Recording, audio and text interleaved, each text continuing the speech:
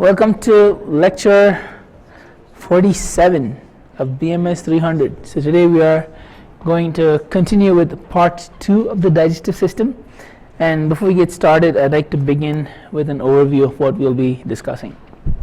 So in part 1 we talked about the three phases of digestion, and we started with the cephalic phase, which begins when you think about food, when you see food, smell food, listen to sounds related to food, and this happens even before the food enters your mouth. Alright, but then we see what happens once the food enters the mouth. It's going to be chewed on, mastication takes place, and then the food is swallowed and it eventually enters the stomach. And the food entering the stomach will trigger the gastric phase. And we will see what influences the gastric phase to end, and it leads to the intestinal phase. So the ingested food is going to take a very circuitous route through the small intestine, and then it goes through the large intestine and it's eventually excreted. Right, so we will take a closer look at what's going on in the stomach. What are the secretions which are released during the cephalic phase, and then what are the other secretions released during the gastric phase. And we'll see how the stomach contents are mixed, how that mixing is regulated, and finally we'll talk about how there is the emptying of the stomach contents, and that's known as gastric emptying. And there are 5 different factors which influence gastric emptying, and we'll also briefly talk about the role of dietary fiber as well. And then we can move down to the small intestines, and we'll see that there are 3 different regions in the small intestine, each have unique functions. And then we'll finally move on to the large intestine to see its function, and you'll notice that there is a few pathologies I've listed in red here. You have ulcers in the stomach, and there's lactose intolerance, celiac disease, and also in the large intestine there are 4 different pathologies mentioned, like diarrhea, constipation, diverticuli, hemorrhoids. So in today's lecture we will get as far as what's happening in the first part of the small intestine. Right, we won't consider what's happening in the remaining 2 parts of the small intestine, and we'll pick up where I leave off when we come back on Monday. So let's begin with the secretions made in the stomach during the cephalic phase. So we see that during the cephalic phase, any sort of food related stimuli like sight, smell, taste or thoughts, they are going to cause the parasympathetic stimulation of the vagus nerve as shown here, and this will in turn lead to a number of secretions being released.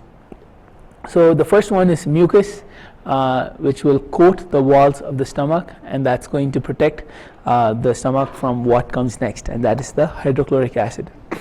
And hydrochloric acid is going to permit the release of pepsinogen, which is the inactive form of pepsin, and pepsinogen can be converted into its active form by the acidic environment provided by the hydrochloric acid.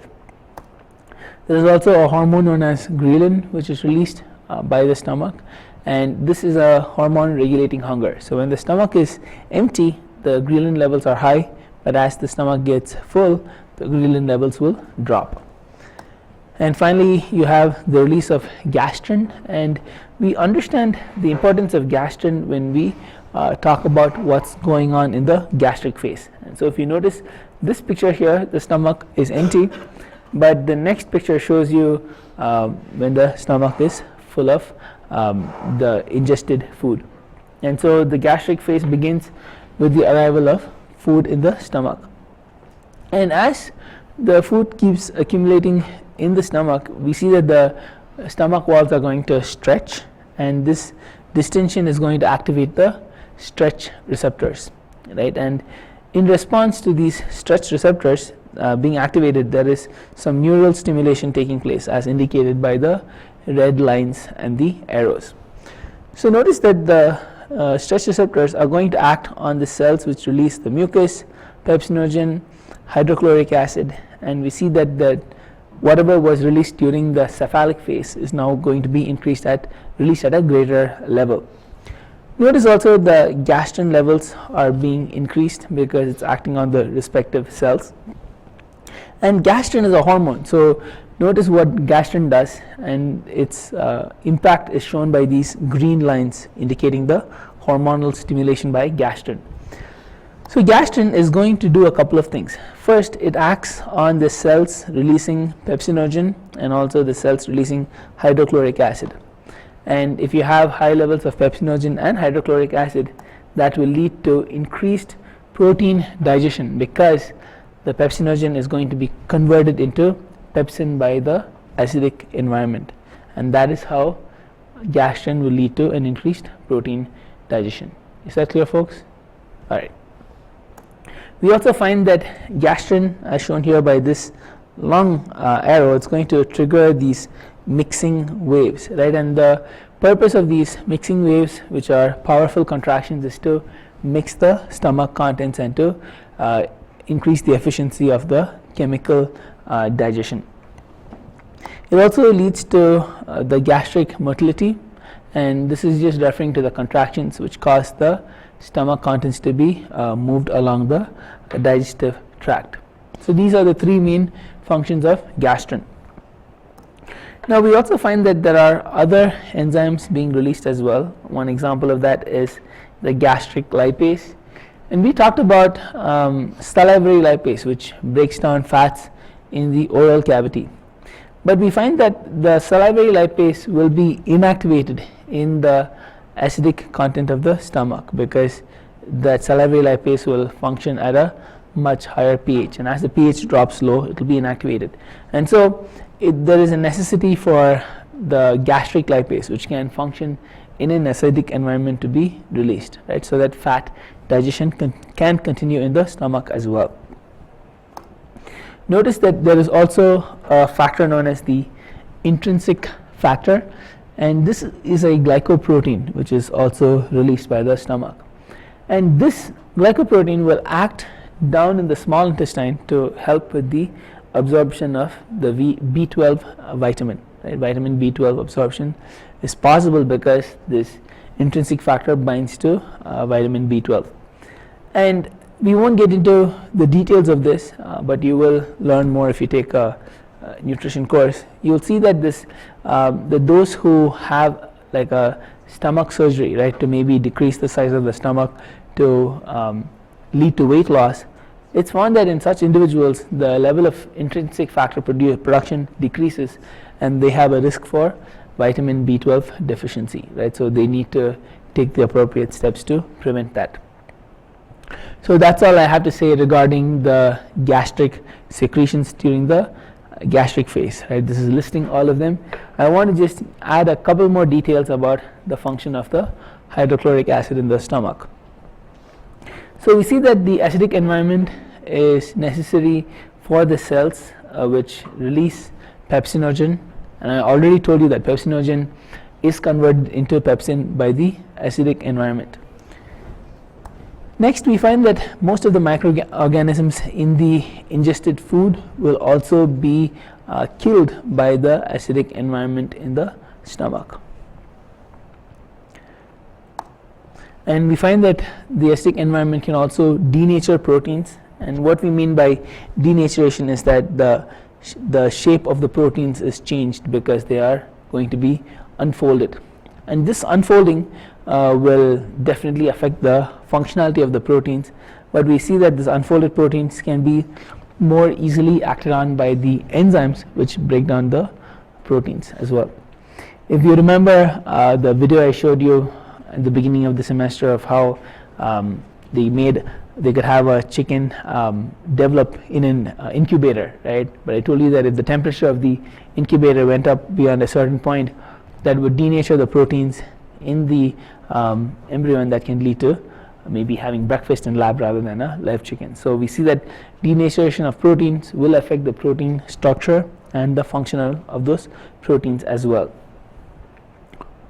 We also find that most of the enzymes in the food will be inactivated by the acidic environment, and so will the salivary amylase and the salivary lipase as well.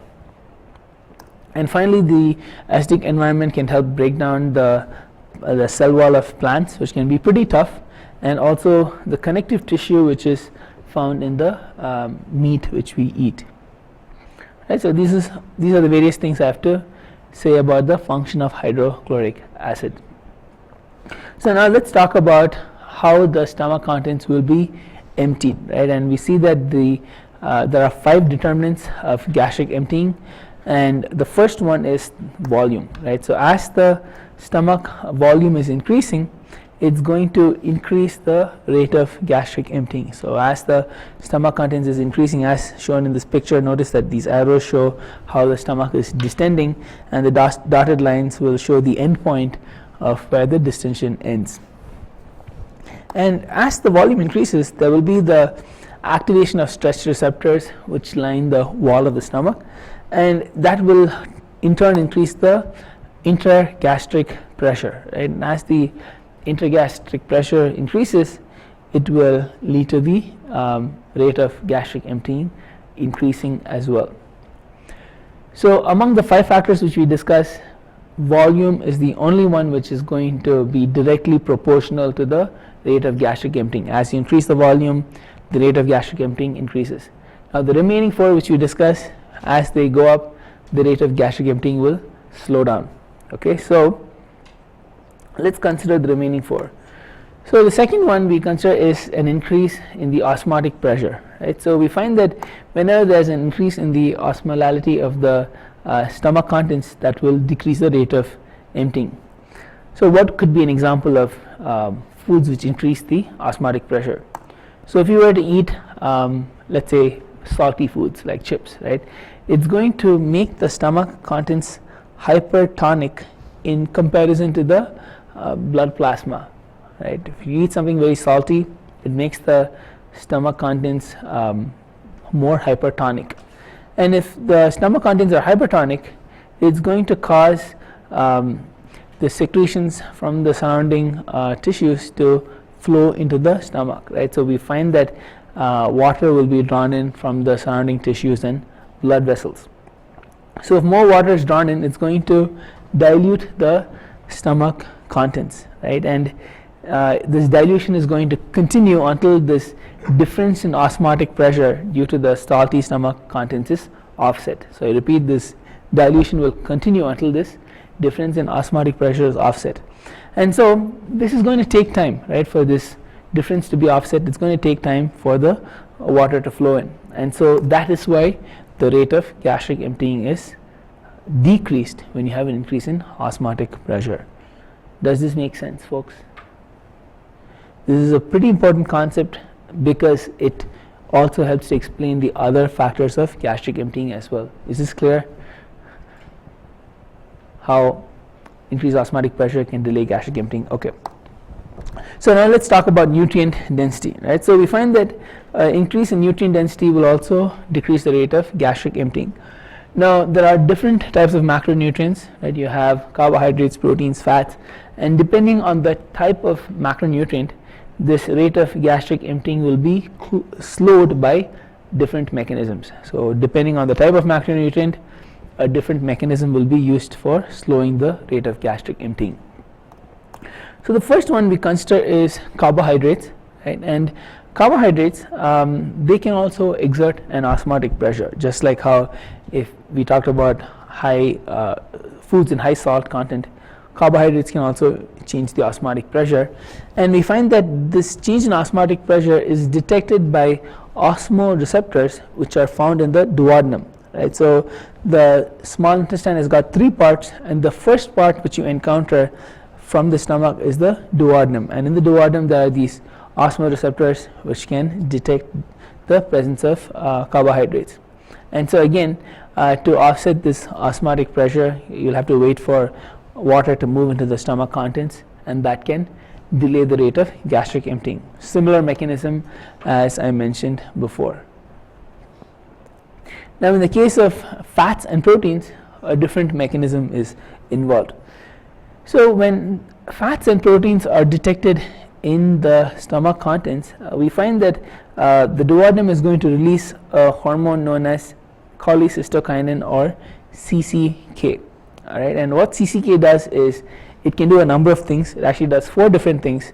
The first thing it does is it's going to cause the constriction of the pyloric sphincter. And here's a picture of what the pyloric sphincter looks like. I mentioned the name sphincter yesterday, right, when we talked about the lower esophageal sphincter. Sphincter is just referring to a round muscle which is guarding any type of opening. So you have sphincter muscles in the anus, you have the lower esophageal sphincter, and you have the pyloric sphincter as well. And so by constricting the pyloric sphincter, it's going to slow down the rate at which the stomach contents move into the duodenum, and that's why the rate of gastric emptying is slowed. There is also another relevance of this pyloric sphincter being constricted, and that is going to trigger satiety, right? And the longer the food remains in the stomach, it's going to make you feel full and satiated, and you won't feel like eating as well. So even eating small amounts of proteins and fat can trigger satiety, and unlike if you were to eat the same amount of carbohydrates. Now, moving on to the last 2 determinants of gastric emptying, we find that particle size, as that goes up, that will also decrease the rate of gastric emptying. And this can be explained by the sieving mechanism. So if you have a sieve with which you are trying to separate out maybe, let's say, flour or powdered sugar, or maybe, as in this case, sand is being sieved at a construction site in a developing country. So this is something I've seen happening in India, right? So we find that the smaller particles can readily pass through the sieve, and similarly the smaller particles can also move from the stomach into the small intestine, whereas the heavier particles, they will collect in this J-shaped lower part of the stomach, right? So that is why the larger the particle size in the ingested food, it's going to delay the rate of gastric emptying. As a side note, we also see how the extent of mastication, right, of how you chew the food, can also have an impact on gastric emptying as well. So now we move on to the last factor which influences gastric emptying, and that is the viscosity of the stomach contents. So as the stomach contents are more viscous, it's going to delay the rate of gastric emptying.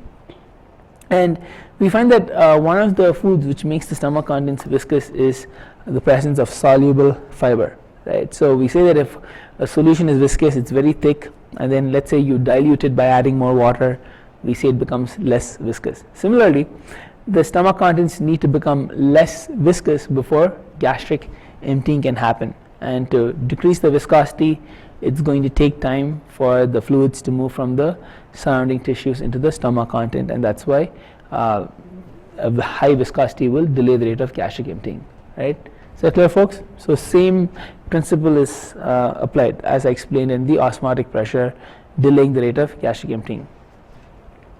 We also find that when there's high viscosity, it can also activate some appetite suppressants, and I'll just give you one example of an appetite suppressant, and that is cholecystokinin, or CCK, right? And when that CCK is released, it will squeeze the pyloric sphincter shut, and that can trigger satiety as well. So while we are on the topic of viscosity and how that's influenced by soluble fiber, I want to briefly take a moment to talk about the 2 types of dietary fiber. So the definition for dietary fiber is the carbohydrate polymers with 10 or more monomeric units which are not hydrolyzed by the endogenous enzymes in the small intestines of humans. All right, so this last part is very important, not digested by humans. So in simple terms, fiber is referring to carbohydrates which we cannot digest, right? So carbohydrates which we cannot digest is fiber. So you can only find you can only find fiber in plant matter, right? You cannot find fiber in any animal based foods. And I'm just reminded of something which happened many years ago. I was a freshman in college, and I was in my chemistry lab, and this was back in India, right? And there were a lot of cows, and I saw this cow eating paper, right? And I thought to myself, the cow can eat paper because it has cellulase enzymes which are produced, and so it can break down the cellulose in the paper, and I can't digest it, right? And it is true that paper is fiber which we can't digest, but cows can digest it. Anyway, when you think about dietary fiber, you can classify them based on how they interact with water, right? So we see that insoluble fiber is something which will swell in water, just like how you take a sponge and you throw it in a bath of water, it's going to swell. And soluble fiber, on the other hand, it will make the water thicken, right? So if you were to take protein powder and throw it in a cup of water, it will make it thicker, right? And if, let's say, you're making a soup and you want to thicken it, what would you add? Any chefs here? Yes? No, to thicken the soup. Flour, yeah, corn flour. Yeah, that would be, cornstarch would be an example of soluble fiber as well. So we find that insoluble fibers, they are mainly found in the outer skin of plants, and the purpose is to retain the water content and to prevent the loss of water. So if you were to take an apple, the skin of the apple would be made of insoluble fiber. You also find insoluble fiber in most cell walls of plants and cereal grain. Again, the goal is to prevent the loss of water. Whereas the fleshy part in an apple would be made of soluble fiber, and this is also found in the endosperm of the grain, legumes, nuts and seeds. And endosperm is referring to the part of a seed which acts as the food storage for the developing plant embryo. So now we are going to look at a few examples of soluble and insoluble fiber sources. But what I want you to keep in mind is that whenever you take a certain plant-based food, it's going to be a combination of both soluble and insoluble fiber, right? And these examples, such as potatoes, cauliflower, wheat bran, nuts, green beans, they all are going to have a higher percentage of insoluble fiber, but they will have at least a small amount of soluble fiber as well. And yes, I don't need you to memorize these names. This is information you can just look up on the internet, right, if you want to decide what you need for increasing soluble or insoluble fiber in your diet. But what I will hold you responsible for is the two different mechanisms by which the insoluble fiber and soluble fiber can treat constipation. So because both interact with water differently, the way they treat constipation will be by different mechanisms. So we find that the insoluble fiber is going to increase the stool bulk. Now, because the fiber is not broken down in the small intestines and absorbed into the bloodstream, it's going to remain in the digestive tract, right? And whatever remains in the digestive tract will eventually be lost as stools, right? So the insoluble fiber is going to increase the stool bulk. Now, as it's in the digestive tract, it's going to absorb water and will start expanding and swelling, and that will in turn activate the stretch receptors which are lining the digestive tract. And if it activates the stretch receptors, it will trigger peristalsis, right? And as a result, we can say that the insoluble fibers will reduce the transit time in the digestive system by promoting the movement of the material through the colon. So because it swells, it's going to trigger peristalsis, and so the amount of time the soluble fiber spends in the digestive tract will be decreased, because peristalsis will eventually move it out of the digestive tract. Now, when you consider epidemiological studies, so these are studies done on large populations, it's found that those who eat a meat-based diet to a higher degree, they mostly end up with colon cancer, because the presence of proteins and fat and less fiber is going to increase the transit time. And some of the substances which are used for breaking down fat, like bile, is actually a potent carcinogen. So the less time the fiber, less time the food remains in your digestive tract, the lower the risk of colon cancer.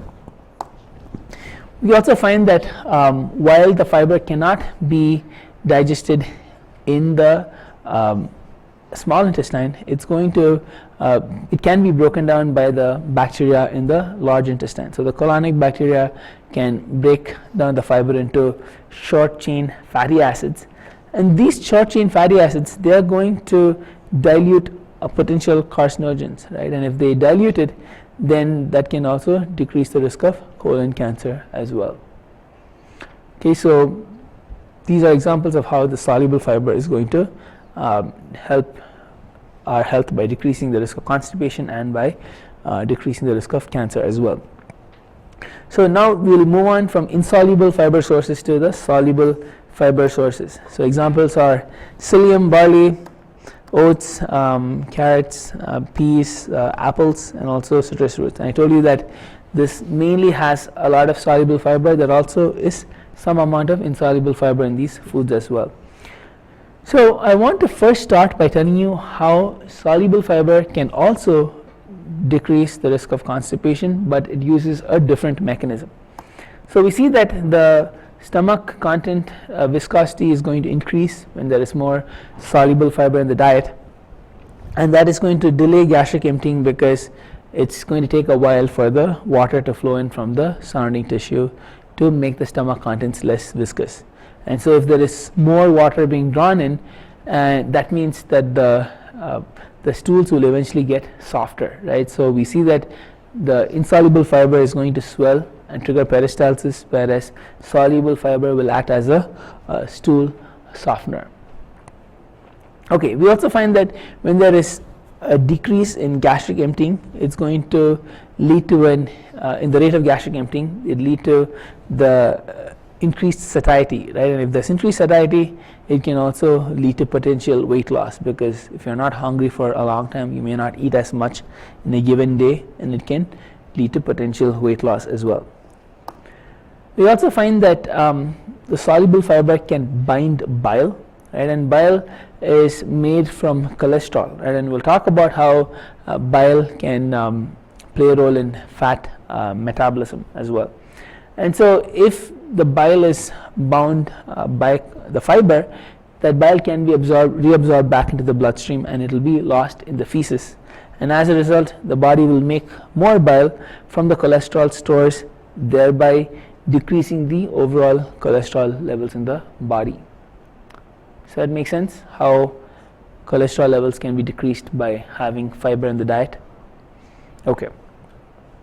We also find that diabetics can be helped in a couple of ways, and this will make more sense later on, later next week when we discuss about diabetes. But we find that the problem in diabetes is that the blood sugar level is abnormally high, right? And so the fiber can help entrap sugars, and it'll slow down the rate of glucose absorption. And if glucose is absorbed at a slower rate, it will lead to a decrease in the spike of blood glucose levels. And then we also find that the enzyme which can break down starch into carbohydrates, smaller carbohydrates, will be inhibited. So amylase can be inhibited by the fiber, and as a result, if you have lower levels of glucose in the blood, it can even increase the insulin sensitivity as well. And sensitivity to insulin is one thing which is impacted during type 2 diabetes. Are there any questions at all on fiber before we move on to the vomiting reflex?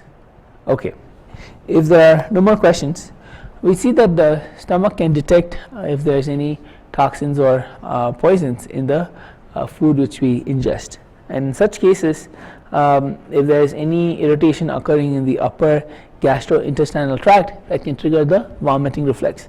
So what do you mean by the upper gastrointestinal tract? So this is referring all the way from the mouth down to the duodenum, which is the first part of the small intestine.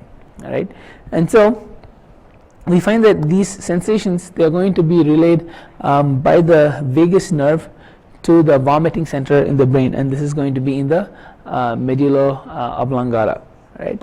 And we find that once the signal is sent to the brain, and let's say the toxin is down in the duodenum, the pyloric sphincter is going to relax, right? Once the pyloric sphincter relaxes, there will be peristaltic waves which will trigger the food to be discharged into the stomach, and then the lower esophageal sphincter will relax, and then the ingested food can be moved through the esophagus, then the pharynx, and then brought out through the mouth. So notice that one of the major components of the food which is being vomited out is going to be the acidic stomach contents, right? And so throwing up once in a while will not be too bad, but we see that if there is habitual purging, it can have a number of adverse effects. So firstly, we see that the esophagus is going to be affected because it does not have the protective mucus lining on it, unlike the stomach wall, right? The stomach has the alkaline mucus which protects it, but the esophagus does not have that protection. And so if the esophagus is damaged, the smooth muscles there are affected, and we know smooth muscles don't regenerate easily, and so it can lead to scar tissue formation in the esophagus, and the scar tissue is not able to contract and relax, and as a result we see peristalsis of the esophagus can be affected as well. And as the acidic stomach contents come in contact with the tooth, it can lead to tooth decay, and it's often a dentist who is one of the first persons who identifies signs of habitual purging. There can also be cardiac irregularities because purging leads to loss of body fluids, water is lost, and also electrolytes are lost, and if there is an electrolyte imbalance, it can affect the functioning of muscles, like the cardiac muscle, can affect nerve function as well, because you know that for the functioning of these organs and tissues, you would need to maintain a proper electrolyte balance, and cardiac irregularities can eventually lead to death. So the reason I talk about consequences of habitual purging is because on college campuses it's been found that eating disorders are double of what is found in the society at large, right? And so if you or anyone else is struggling with this, please reach out. There are resources on campus which can help you. So moving on to gastric ulcers, we see that gastric ulcers occur when the stomach acids can damage the lining of the digestive tract, right? And when we say digestive tract, even the duodenum can be affected too, and that's called duodenal ulcers, but we see that gastric ulcers occur in the stomach. Now the question is why, right? We know that the stomach has the mucus lining protecting it from the acids, and so there should be something which affects the mucus lining which can lead to gastric ulcers. So the common causes include anti-inflammatory pain medications such as aspirin that can have an impact on the mucus lining, and that's as a result the stomach walls are affected by the acids. There is also this bacteria known as Helicobacter pylori, and this bacteria can survive in the acidic environment because it has this alkaline mantle which it produces around it, and so it can survive. But in turn, this bacteria can also affect the mucus lining in the stomach wall, and that's why it leads to gastric ulcers. So one of the first steps taken to treat gastric ulcers is a strong course of antibiotics, right, to get rid of this bacteria. There was some thought previously that maybe stress could lead to gastric ulcers, but there isn't much evidence for that, and even some foods like coffee is not linked to gastric ulcers as well. So are there any questions before we move on to the intestinal phase? Right, we're moving from the stomach down to the intestines. Right, so we see that the intestinal phase will begin when the chyme first enters the duodenum. So we see that the stomach contents, when they are mixed with all the gastric juices, it's no longer called the bolus, right, but it's called the chyme, right? And the duodenum is the first part of the small intestine. And we see that as this the intestinal phase is being initiated, the duodenum is going to stretch, right? And so the distension of the duodenum is going to have an impact on the stretch receptors and the chemoreceptors as well. And we find that there will be a feedback mechanism by which the stomach contents are going to be impacted, right? So there's going to be an inhibition of gastrin production, and there's also an inhibition of gastric contractions. So we see that the duodenum is signaling back to the stomach saying, whatever you are doing for the gastric phase, you can stop doing that now, because now we've moved on to the intestinal phase, right? So we see there's an inhibition of gastrin production. If gastrin is inhibited, that in turn cannot cause the release of pepsinogen and hydrochloric acid as well. And then we also find that the distension of the duodenum is going to cause the pyloric sphincter to constrict as well. And this may seem counterintuitive. Why is the pyloric sphincter constricting when the intestinal phase is trying to have the stomach contents moving into the duodenum? Now, the purpose of the pyloric sphincter constricting is to regulate the flow of the chyme from the stomach. We know the stomach contents are highly acidic, and so the flow should be regulated, because if it all rushed in, then the duodenum would be damaged by the stomach acids. So we see that in the intestinal phase, the distension of the duodenum is having a certain regulatory role. Now there's another thing which has a regulatory role, and that is the composition of the chyme. So depending on whether the chyme is acidic, the amount of carbohydrates, proteins, fats, all of that can also have a regulatory role on which secretions are released by the duodenum. So now we are focusing on what are the secretions by the duodenum. We find that the first one is alkaline mucus, right? And we understand why alkaline mucus is necessary to protect the duodenum from the incoming acidic chyme. But the interesting thing is that this alkaline mucus is produced during the cephalic phase. It's going to be triggered by the vagal stimulation during the parasympathetic activation. And this is really important, because the duodenum needs a head start in producing this alkaline mucus. Otherwise, if it waits until the gastric phase to end, it would be too late, right? So that's when this alkaline mucus is produced. Now the remaining three secretions, CCK, GIP and secretin, all of those will be released based on the composition of the chyme, right? So let's start with CCK. So if there is the presence of proteins or fats detected in the chyme, then CCK will be released. And if there is the presence of carbohydrates, there will be the release of GIP, which stands for gastric inhibitory peptide, because it's going to inhibit the gastric secretions. But GIP also stands for glucose dependent insulinotropic polypeptide, right? And finally, we see that secretin is going to be triggered by the decreased pH.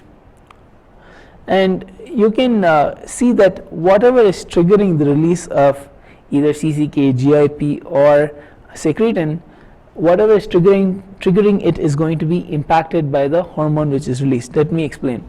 For example, if CCK was released by the presence of protein and fat, CCK is in turn going to have an impact on the protein and fat in the chyme. Similarly, if GIP was triggered by the carbohydrate in the chyme, then GIP is in turn going to have an impact on the carbohydrates in the chyme. And similarly, if it was a low pH which triggered secretin release, secretin is going to do something to impact that low pH, right? So it's going to have like a feedback effect. So this is just a summary of the various secretions by the duodenum, and we are going to take a closer look at each of the functions of these secretions. So let's start with CCK, and I want to draw your attention to this figure here. Notice that CCK is produced by the small intestine, specifically the duodenum, and it has got 4 arrows acting up on the digestive system, right? So these 4 arrows are referring to 4 different functions, and the first one you're already aware of. Notice the small box is pointing to the pyloric sphincter. We see that CCK is going to cause a constriction of the pyloric sphincter, and if the pyloric sphincter is constricted, it will delay gastric emptying, and thereby it can control the rate at which the acidic contents enter the duodenum. Secondly, it can also trigger satiety, thereby inhibiting food intake. And I mentioned previously, if you have a small amount of protein or fat, that can lead to satiety because CCK constricts the pyloric sphincter. Okay, now we move on to the second function, and that is CCK will stimulate the pancreatic enzyme secretion. So notice that there's one arrow pointing to the pancreas, and the pancreatic enzyme secretions can be stimulated by CCK. All right, but the question is, what causes the pancreas to produce the enzymes in the first place? Right, production versus secretion is two different things. Right, what causes the pancreas to produce the secretions in the first place? So we find that during the cephalic phase, right, when you are thinking about food, smelling food, seeing food, the pancreas is going to be primed to release, to produce these enzymes and various secretions, right? And so they're all being produced during the cephalic phase, but the secretions are actually released only when CCK acts on the pancreas. And this head start is important, otherwise it will be too late by the time the intestinal phase is activated. Thirdly, CCK can also act on the liver as shown here, and it's going to cause bile to be synthesized in the liver, right? And this bile which is produced in the liver, it's going to be stored in this muscular sac-like structure known as the gallbladder, and CCK can also act on the gallbladder, make it to contract and squeeze out the bile which is stored in the gallbladder as well. Okay, now let's move on to the second type of hormone released, and this is GIP, which also stands for glucose dependent insulinotropic polypeptide. And we find that GIP is going to cause insulin to be released from the pancreas in a glucose dependent manner. And what this means is, if there is less carbohydrate, we have less insulin released. If there's more carbohydrate in the chyme, then more insulin will be released. We also see that the cells which produce insulin, the beta cells in the islet of Langerhans, the growth and survival of those cells is also enhanced by the GIP hormone. And finally, we find that GIP can also stimulate adipogenesis, so it can help in the growth of the fat cells and also storage of fat in those cells as well. Can we move on to the last one, secretin? All right, the last one is secretin. Right, so secretin is going to stimulate the release of pancreatic buffers. All right, so we see that the stomach contents are acidic, and so the pancreatic buffers will neutralize the acidic chyme.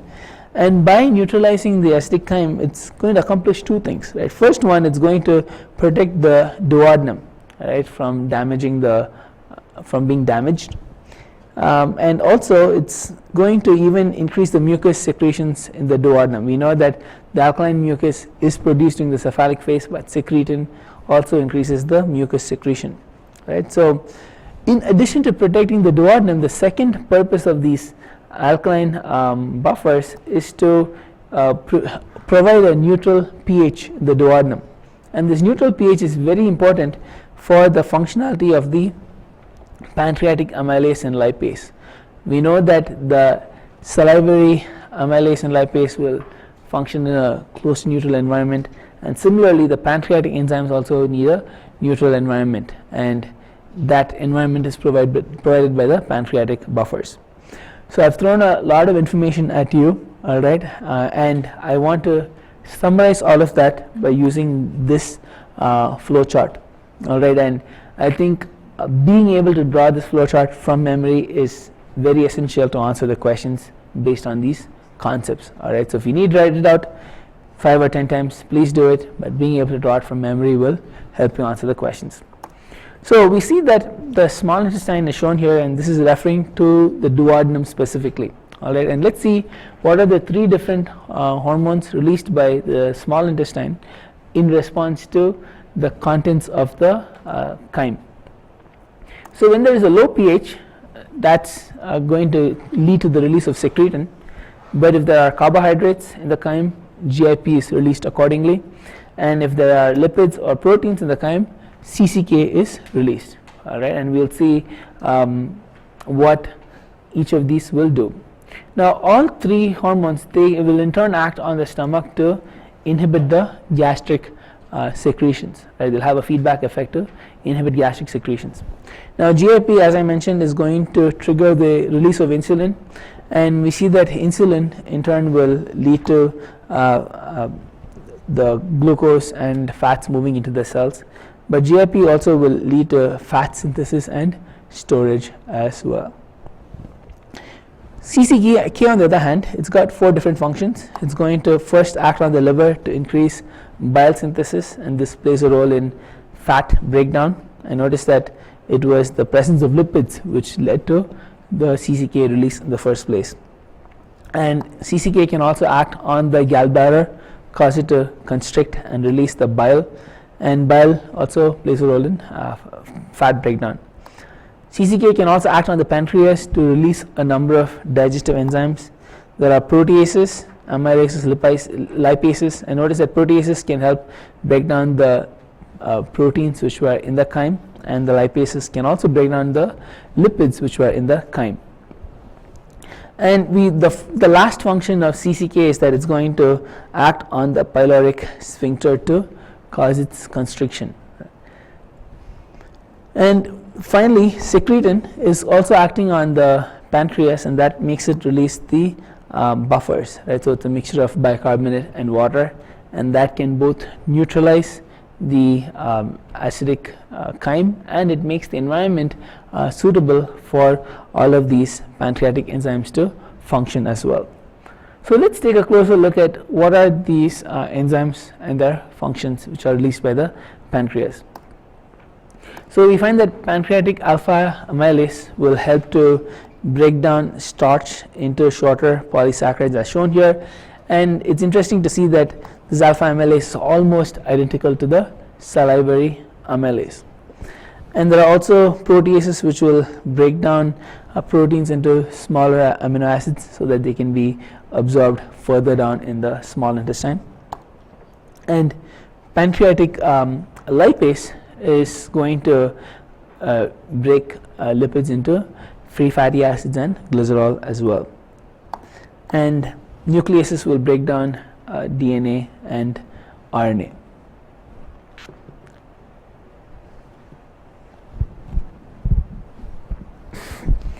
So before we end, I just want to point out what are the remaining parts of the small intestine, right? So we see that the duodenum is what we were talking about so much. It's a pretty short segment of the small intestine, less than a foot long, right? Whereas the jejunum is around 8 feet long, right? And majority of the nutrients are going to be absorbed in the jejunum, right? Whereas the ileum, it mainly absorbs fluids, bile acids, vitamin B12. And have you heard of Peyer's patches? Dr. Warren mentioned it during the immune system. That's where you will find the Peyer's patches, because we see that bacteria from the colon can move into the ileum, and so it needs to have that protective function. And so the immune functionality of the small intestine is found in the ileum. So here's the easy way to remember the order of the 3 parts of the small intestine. Don't jump in: duodenum, jejunum, and ileum, right? This really helps me to keep the 3 parts of the small intestines straight in my head. So we will move on to the summary slide, and then I will continue with the small intestines when we come back on Monday. Right, so we talked about what are the various secretions in the stomach during the gastric phase, and then we saw what are the major determinants of gastric emptying. So only volume increase will increase the rate of gastric emptying. An increase in osmotic pressure, viscosity, nutrient, and particle size will all decrease the rate of gastric emptying. We also talked about the role of soluble and insoluble fiber in treating constipation, decreasing the risk of cancers in the colon, and also how it can help with diabetics as well. And in the small intestines, we spend majority of the time in seeing what the duodenum does to process the food further so that it can eventually be absorbed in the ileum, right? And so we will continue with what's happening in the ileum when we come back on Monday. I hope you all have a good weekend, and I'll see you on Monday.